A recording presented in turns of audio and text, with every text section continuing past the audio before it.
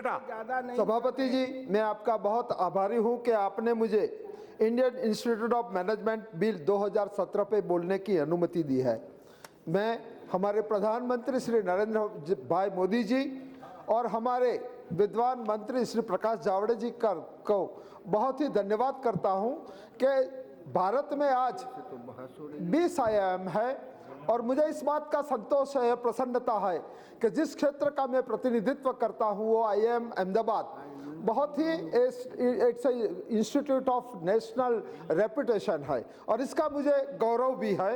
इस संस्थानों को IIM को स्वायत्तता देने का काम किया है, इस संस्था को इंस्टीट्यूट ऑफ नेशनल इम्पोर्टेंस घोषित करने का कार्य किया है, बहुत ही अहम कार्य किया है। और जहां तक मानव संसाधन विकास का काम है, इस प्रकार का बिल जब मंत्री जी के लेके आए हैं तो मैं पुनः उनका बहुत बहुत अभिनंदन करता हूं। हमारे प्रधानमंत्री जी अक्सर ऐसा कहते हैं कि न्यूनतम शासन और अधिकतम प्रशासन। मैं समझता हूं कि ये बिल जो मंत्री जी लेके आए हैं उसका श्रेष्ठ उदाहरण है, उसका बहुत ही श्रेष्ठ उदाहरण है। और प्रधानमंत्री जी की मंशा जो IIM में आज फैकल्टी की कमियां है, कई IIM में ऐसी है कि लोग फैकल्टी के लिए कब से वो लोग राह देख रहे हैं मगर उनकी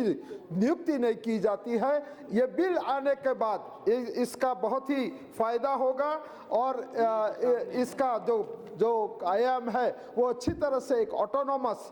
तरीके से कार्य करेंगे। ये जो ऑटोनॉमी होगा इसकी वजह से जो डिग्री है, पहले IIM सोसाइटी रजिस्टर्ड एक्ट के तहत रजिस्टर्ड किया गया था और इसकी वजह से इंडियन इंस्टीट्यूट ऑफ मैनेजमेंट जो अहमदाबाद है और अन्य थे वो सिर्फ वो डिप्लोमा प्रदान कर सकते थे, वो फेलोशिप दे सकते थे और इसकी वजह से इसके जो फेलो या डिप्लोमा होते थे विदेश में जाते थे तो भी उनको कई दिक्कतें आती थी क्योंकि इनके पास सही डिग्री नहीं होती थी। इस बार इसको डिग्री का इनायत होगा, अवार्ड होगा तो वो अच्छी तरह से आपका परफॉर्मेंस कर सकेंगे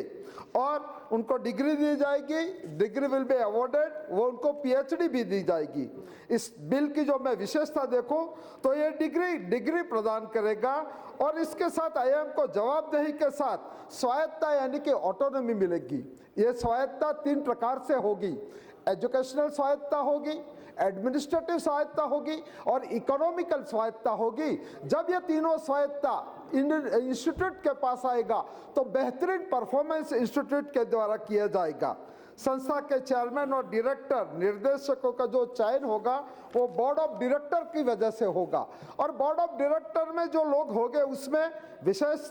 विशेषज्ञों का उसमें होगा, उसमें पूर्व छात्रा यानी के एल्यूमिनी होगा, इनकी अधिक भागीदारी होगी, इसमें महिलाओं की भागीदारी होगी, इसमें जो पिछड़े वर्ग यानी कि अनुसूचित जाति और अनुसूचित जनजाति के लोग भी इसमें शामिल होने का प्रावधान है और इसलिए इस बिल का मैं विशेष रूप से स्वागत करता हूं। इस बिल को स्वतंत्र एजेंसी के जरिए उसका आकलन किया जाएगा और ये पब्लिक डोमेन में दिया जाएगा। मैं समझता हूं कि ये पारदर्शिता, सरकार की ओर से पारदर्शिता की एक बड़ी मिसाल होगी और जहां तक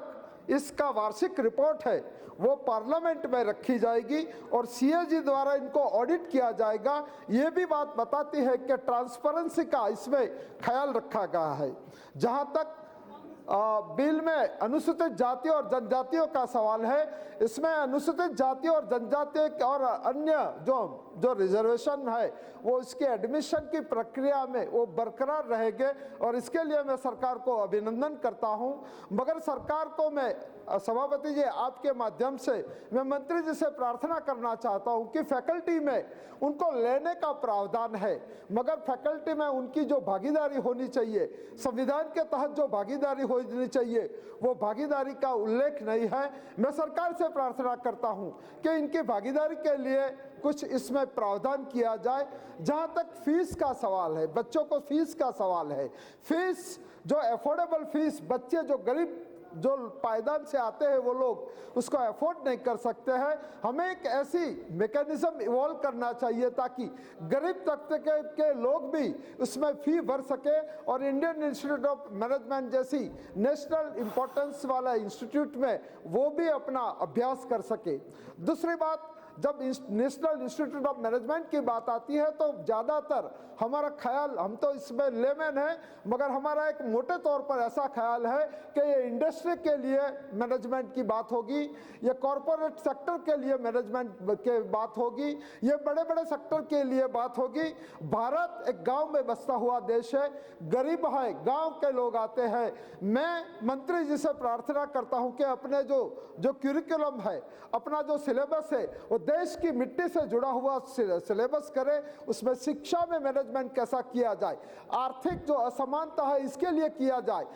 किसानों के लिए किस प्रकार का मैनेजमेंट किया है इस पर भी बल देना चाहिए, और जो सामाजिक न्याय के बारे में जो समानता या असमानता है उसके लिए भी प्रबंधन का उसमें निश्चित रूप से उसमें प्रावधान करना चाहिए। आपने मुझे बोलने की अनुमति दी, इसके लिए मैं आभार व्यक्त करता हूं और इस बिल का मैं समर्थन करता हूं। और मुझे लगता है कि सभी दलों के लोगों ने इस बिल को पूरे दिल से जिस तरह से जो उसका समर्थन किया है, वो बिना कोई अवरोध के